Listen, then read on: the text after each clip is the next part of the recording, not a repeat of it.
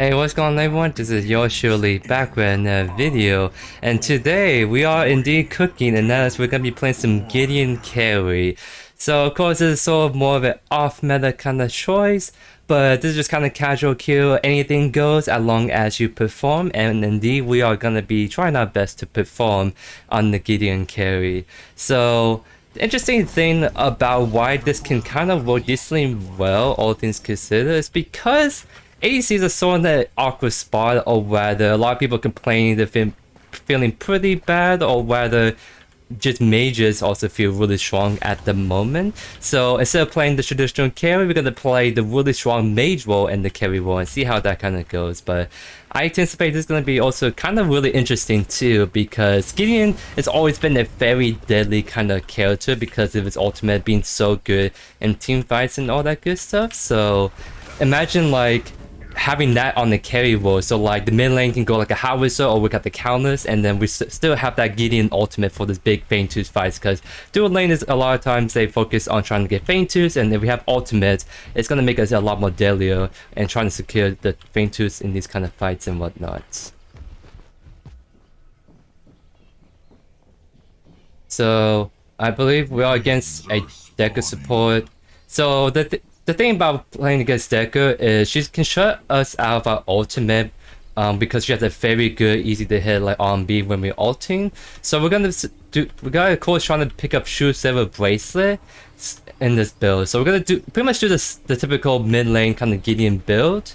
It's gonna be on the carry role kind of thing. So we're gonna be building Alchemy Wall first, and then we're gonna start building Truesilver Bracelet after that.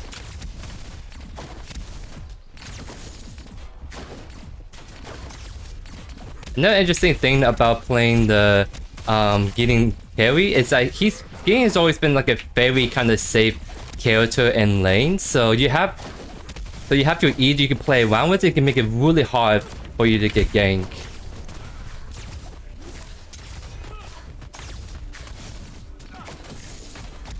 So I'm not necessarily trying to like, maybe at some point we can start poking the ADC out of lane, but we're mostly just gonna farm because I think we can sort of become a really big scaling menace at some point once we get more items and abilities online. Okay, we'll use our ability on the way because they're kind of shoving it in. Really hoping he's like not best. I think he took like 4 or 5 CS away from me, so I'm hoping he allows me to kind of last hit. I need my CS so I can really kind of perform.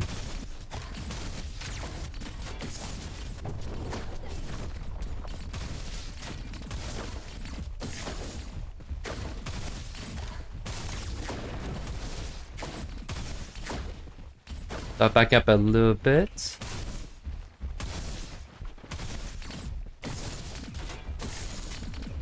Enemy tower under attack.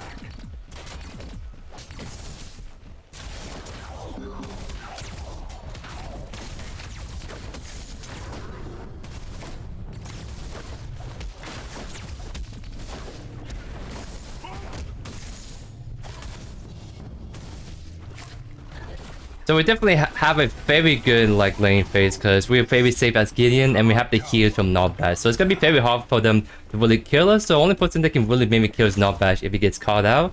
Me, as long as I'm my teleport, I should never really get caught out necessarily.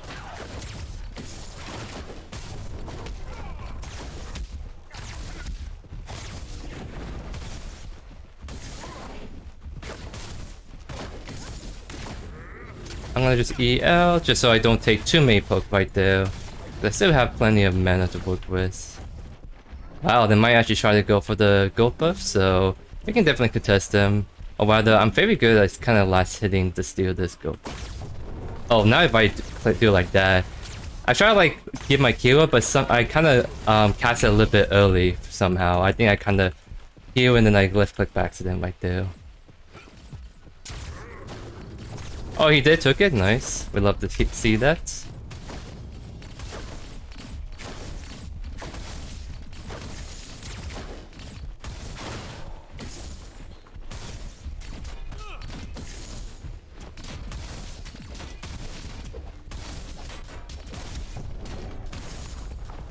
So the interesting thing about this lane is that if we have a different kind of support like a Decker or Bellica that's a little bit more kind of on the aggressive side, I think we can have a lot more kills for it because getting the stuns, or we can kind of like really get some easy kills and stuff if we get a support that can really lock down people and contribute a lot of damage as well.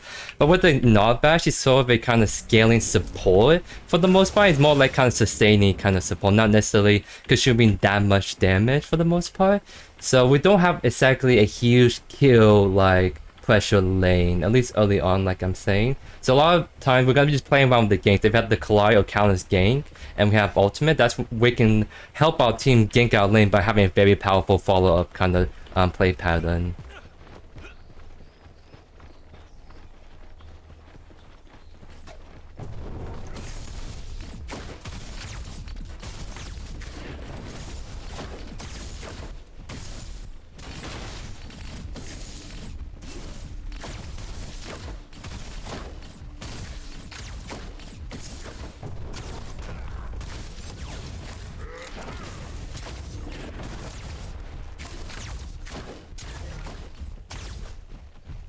So Collide, it looks like she's invading, so... Oh. Got the Blink Alpha, that's great to see. Nice.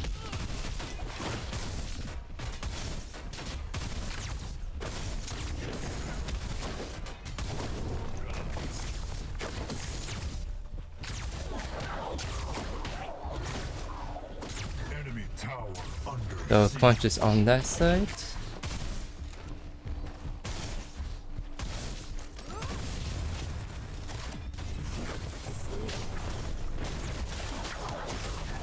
That should be the kill. Nice. So definitely very good on the Collide, being patient and looking for the opportunity. Because like, as long as she has no blink, it's gonna be very easy for the Collide to just get on top of her and whatnot. So actually, we'll take a reset right here. Maybe we can shove one more wave now because scope up is coming up right here. So let's shove this one last wave.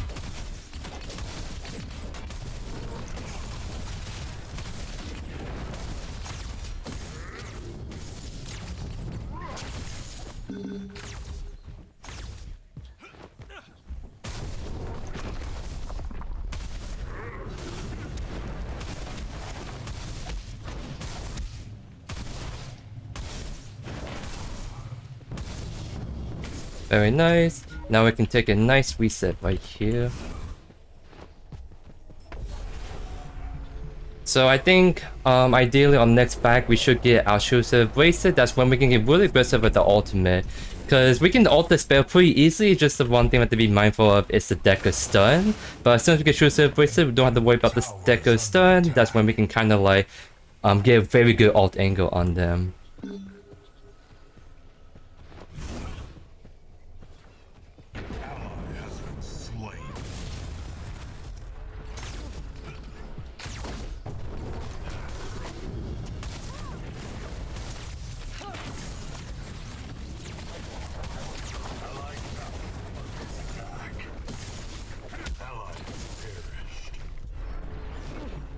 So you can definitely take it back because I'm always kind of safe as long as I play with my E. So I'm just kind of focusing on farming more than anything.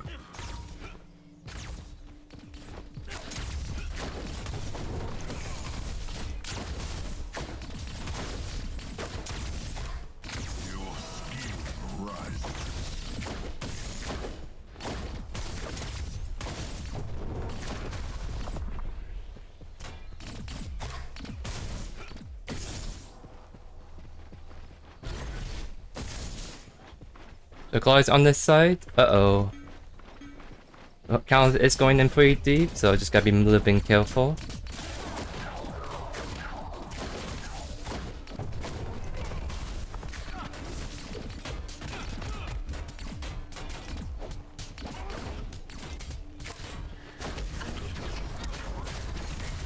Yeah, that's a stun I'm worried about, but we did that because it helped kind of finish him off a little bit, and it did pay off right there, as you guys see. So that goes being smart, exactly how I predicted she's going to be using the stun, but Clyde was there, didn't matter.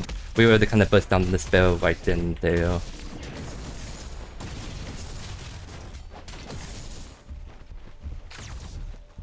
I can keep farming a little bit more. Actually, it looks like we are doing the Painter's Call. Definitely a good time to do it right now. Uh-oh, looks like the quench is right there.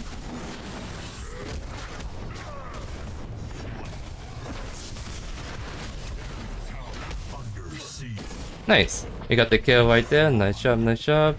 We don't have to. We can't do Fainters anymore because Clyde's low and Dual Lane is back. So even though we have the jungle advantage, Sparrow can just pop R and she can kind of delete us because we used all our resources on Quench and on the gank earlier. I'll back right here because it's a good time to back. I can keep shoving out. Because gold buff, the only reason is because gold buff is coming up. I don't want to give it for free if I don't have to.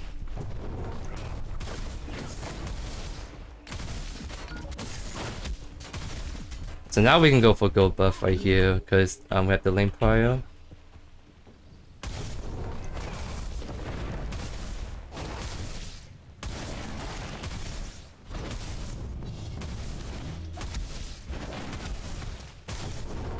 Nice. Now we can reset, because now at Truesilver Bracelet, our ultimate, it's going to be a lot more guaranteed not to get interrupted immediately, so that we don't have to worry about the deck of stun or anything like that. So nice, nice. Now we're going to go back and finish our Azure Core. So we're going to go Azure Core and then we'll break a third. That's like the very typical kind of Truesilver Bracelet Gideon build. Make it really hard to kill us, but we're going to still do plenty of damage. So it looks like this punch is looking to invade, interesting enough. I can't cyclically give up my wave left side, so I'm going to just keep farming away.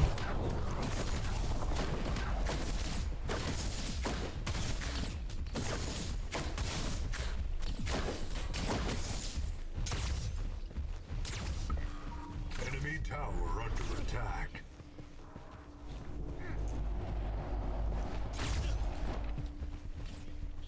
We still have Blink and always our E, so we're very, very safe. So Crush may be still one, but we're not exactly kind of scared of him at this point.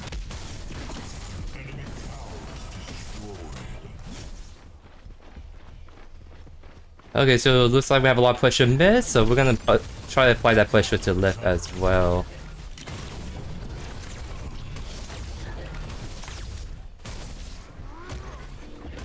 Getting some nice poke damage on the Deco. No, we'd love to see it.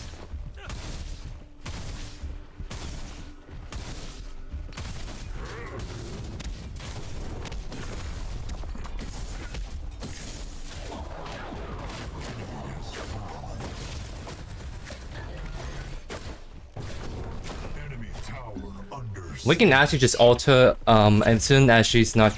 Because the big thing is we want to make sure she's not too close to tower, but as soon as she kind of step up further away, we can definitely look to just alter. And that's what I'm going to be playing around. So I'm not going to shove anymore, I'm going to look to freeze it right here, and if she steps up, she's a very dead Sparrow. Actually, she might have Blink up at this point, so maybe we can't kill her guarantee, but at least get the Blink out.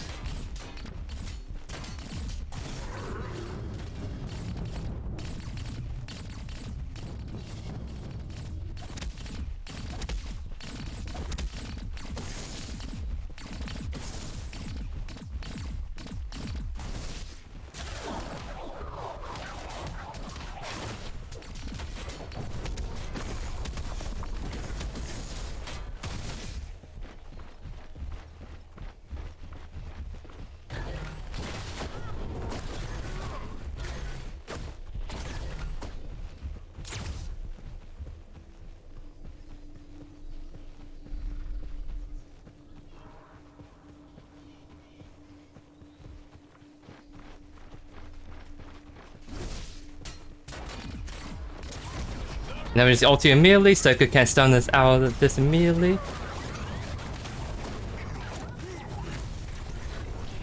And we did get the spell blink, so we kind of knew she had it up, so we're not going to exactly get the kill, but getting the blink out of a very immobile carry and that is spell is very huge for us.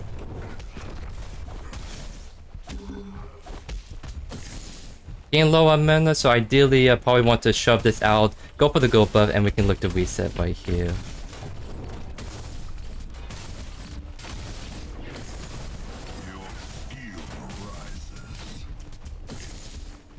So we're doing very good in terms of CS against the Sparrow. So we're definitely out farming her, and we're only gonna keep stolen balling from here on out. Under attack. Good time to also reset too, because Feint 2 is up. We want to make sure we have enough mana to go contest it if they try to force anything on that objective. We're gonna go Soulbearer because that's just the item you go on a Gideon in general. So you can stack Soulbearer on top. So the thing why Soulbearer is really good too is because you get the shield when you Truesilver Bracelet, but you can also stack another shield on top of that, and that's Soulbearer. So you have to burn through your Soulbearer shield first before they can even touch your Truesilver Bracelet shield. So fairly hard to DPS you down to actually stun you out of it. Is essentially because once you have a shield up, they can't CC you out of the ultimate.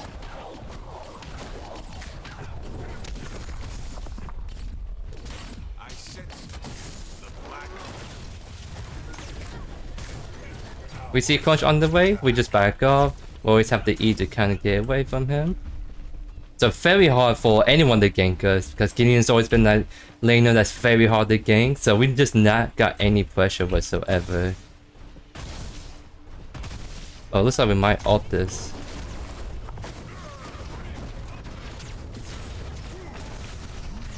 And there it is, ladies and gents.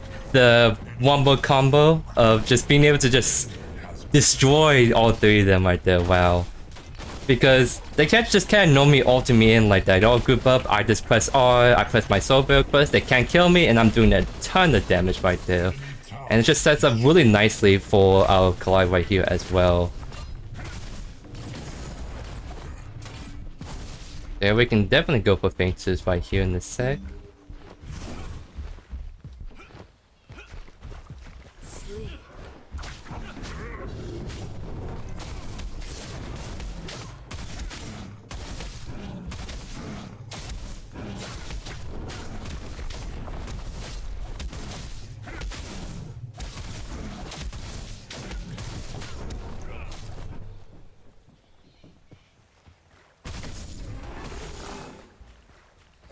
Oh, it looks like we might have an angle to go on this tower set right here. Under siege. Oh, not quite enough, but we almost got him right there. Wait, we might do something stupid. We might go he might do a lazy back, and we might be able to still catch him off guard. Where's he at? And we still see him lazy backing, and the only reason why we feel safe doing that because we're very mobile. We have a blink, so if someone tries to go punish us, we at least have the blink to get out.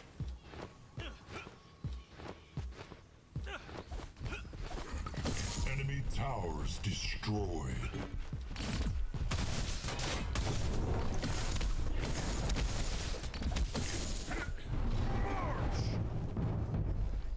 Nice, so we're gonna be able to get our T2 item on the World Breaker, which is Void Crystal. It's actually a very powerful T2 item because it gives you that stacking magical damage component. So yeah, you see right here stacks up to 4 times. So that's a very kind of powerful passive. It just essentially enhances your damage across the board. So we get that as a T2 item. That's a very low mini kind of power spike. And once we finish this off, all this HP we're building from like Truesilver Bracelet and World Breaker is going to feed into this Maya passive. So we can, it's a very good stat stick. So we're building 2 good stat sticks, Azure Core and World Breaker for magical power.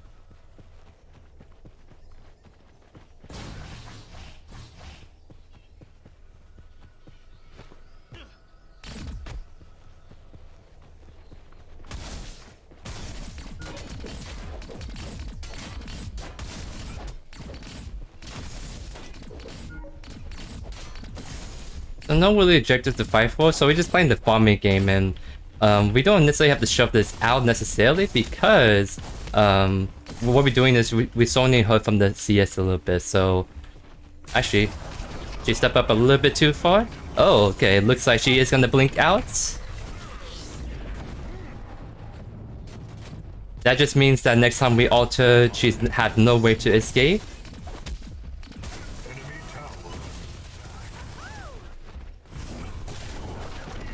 Do like a burn turn burst damage, back off.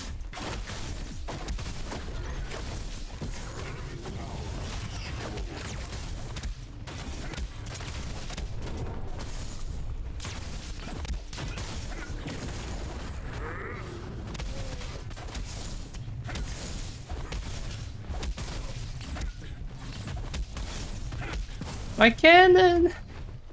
That's a little unfortunate. I guess we can slowly kind of back up. We can still push actually, because we have more than pushing mid.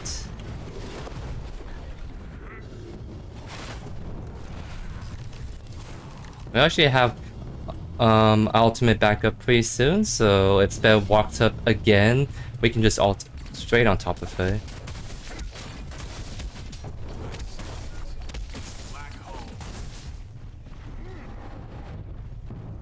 So I'm not sure. Yep, she's sitting at tower. We actually have to be careful because the two people mid could come over left, so we're just gonna back off a little bit. We might actually take a reset right here for the next Fainters. We're just gonna take the gold buff, probably catch the next wave, and then we're gonna. Oh, it looks like it's gonna be an FF right there. So a little unfortunate. I wish the game could go on a little bit longer because I think this kind of pick doing Gideon carry is actually a ton of fun, and it only gets better as the games go on because Gideon has always been a very deadly mage in team fights. The more enemies there are, the better it is for the Gideon because that means there's a lot more people he can just entirely wreck with his like ultimate kind of thing. So definitely, I think it's sort of off meta pick-ish for the most part. I think it can be. I think it's definitely viable. I don't know, it's like the best kind of thing to do on the carry because traditionally carries are playing in carry roles and mages are playing in mages role, right? But I think what the meta is kind of at with how mages are kind of still very dominant in terms of damage. Like I play Bellica support, I play other mage supports, and I can easily surpass the damage of my ally carries, and or just in general, like I'm easy to top damage charge in both the mid lane and support ones when I play those kind of mage kind of characters. So we have to wait and see how the meta kind of start to kind of. I guess it's just more so I'm just waiting to see what Minister decide to do, how they want to change the meta going forward, because maybe carry needs some more love, maybe mages need to still get nerfed here and there, so it's more in line with other roles. We have to wait and see, but this is a very fun role. Definitely if you want to do a mage, and the carry role, I think Gideon is probably one of the best because, like I said, he's not only stupidly very safe with his teleport, he's also just have a very powerful ultimate for all those objective fights, which carries want to be in there. So having a mage that can bring the most powerful team fight tool, but in the carry role is a very potent combo indeed. But anyways, I hope you guys enjoyed today's video. Let me know down in the comments where the heroes, where the roles you want me to showcase. Thank you as always for all the amazing support, and I'll see you guys in the next video. Peace.